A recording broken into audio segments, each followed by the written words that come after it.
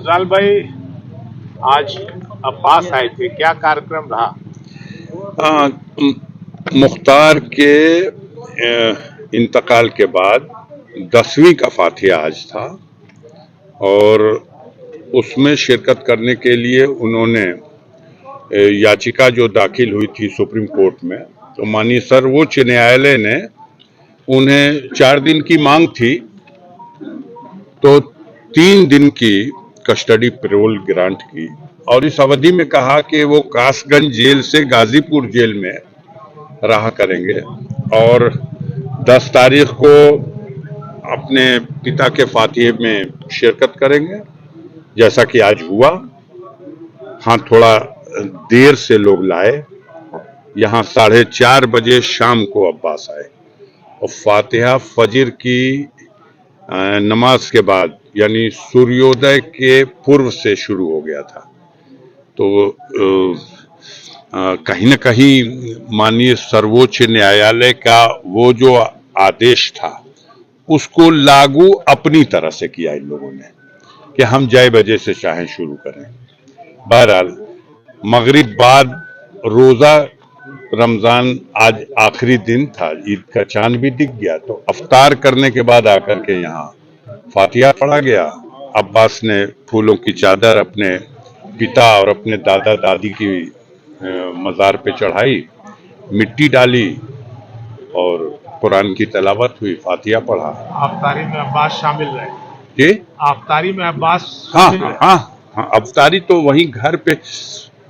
दरअसल ये लोग कल ही हमसे मिले थे, जब जैसे ही ऑर्डर हुआ हमने कहा कैसे होगा कि आपको सहूलत होगी, कहे कि परिजनों तक, नातेदार रिश्तेदारों तक सीमित कर दीजिए। हमने देखा था कि जो मुख्तार की जिस दिन मिट्टी आई थी और उनके दफन के बाद मिट्टी देने के सवाल पर जो एक थोड़ी देर के लिए नाखुशगवार वाकया पेश आया, तो हम भी नहीं चाहते थे कि हम लोग गम के इस मौके पर कोई ऐसी चीज। हाँ, अब जैसे कहिए तो जैसे उन्होंने बताया, पहले उन्होंने एक पत्र दिया एसपी साहब का और उस पत्र पर ही कहा उन्होंने जो कार्यक्रम है लिख दीजिए। मैंने आज की तिथि का और कल 11 तारीख ईद का दिन है, पूरे देश में ईद मनाई जा रही है। हमारे घर में ईद खुशी के पर्व के रूप में नहीं मनाई जाएगी, लेकिन मुख्तार अब जिंदा नहीं रहे तो उनके न रहने में, दुनिया में वो नहीं है, तो उनके न रहने की ये पहली ईद होगी। तो ऐसे मौके पे सारे खानदान और रिश्ते नाते और अपने हमदर्द लोग आते हैं, एक तरह से तसल्ली पुरसा देने, गमों को बांटने के लिए, और वो एक ईद की रस्म हो जाती है। तो वो भी लिख दिया और फिर 12 तारीख को मुख्तार को दफन किया गया है। यहाँ मौत तो हो गई थी 28 तारीख को, लेकिन दफन से जोड़ा जाता है तो दफन हुआ 30 तारीख को, तो उससे 12 तारीख जो है वो 13वां दिन है। हम लोग तीजे का फातिहा करते हैं जो उनकी मग़फ़िरत के लिए दुआ होती है।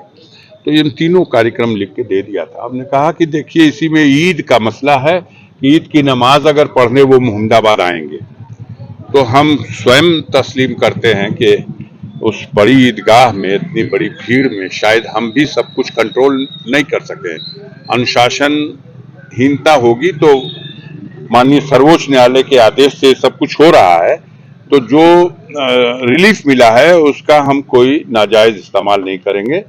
ईद की नमाज वहीं जेल में, जैसे जेल के और बंदी पढ़ेंगे वैसे उनको पढ़ा दिया जाए, और ईद की नमाज के बाद जब आप उनको यहाँ घर लाएंगे तो यहाँ हमारे जो कस्बे के आसपास के लोग जो मिलने जुलने वाले आते जाते हैं, पहली ही ईद ऐसी है जब मुख्तार अंसारी इस दुनिया में नहीं रहे, तो वो एक गम के शक्ल में होगी। उस मौके पर मुख्तार का बेटा मौजूद रहेगा, बड़ा बेटा है, तो लोगों से मिलजुल लेगा। माननीय सर्वोच्च न्यायालय ने कहा भी है कि अगर कोई स्पेशल प्रोग्राम न भी हो तब भी उनको उनके परिजनों से मिलवाया जाए।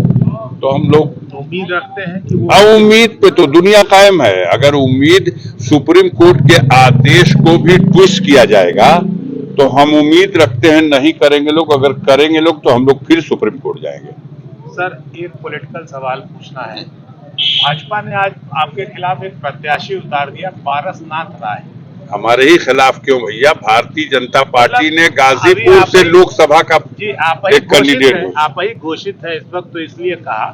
तो भारतीय जनता पार्टी ने एक प्रत्याशी दे दिया, उनको जानते पहचानते हैं, कैसी लड़ाई मानते हैं? अब हमने कई अभी देख रहे थे झा साहब को, तो कहे हमें फोन करके पूछना पड़ा कि ये कौन है। फिर आप ही में से कोई सज्जन उनको इंटरव्यू कर रहे थे और उन्होंने पूछ लिया कि आप टिकट मांगने वालों में थे, तो बड़ी ईमानदारी से उन्होंने कहा कि मैंने टिकट न मांगा था, न मैं उस कतार में था। तो ये तो दरिया दिली है देने वालों की। उन्होंने उस पार्टी ने उस संगठन की दरिया दिली है। और आप सब जानते हैं कि चमत्कार होता है बीजेपी में। एक चमत्कार इसी तरह से एक बार दरिया दिली दिखाई गई थी 2009 के चुनाव में, फिर एक बार दरिया दिली दिखाई गई है। बाकी गाजीपुर की जनता की अदालत में फैसला होना है। हमको पहले से डिक्लेयर किया गया था।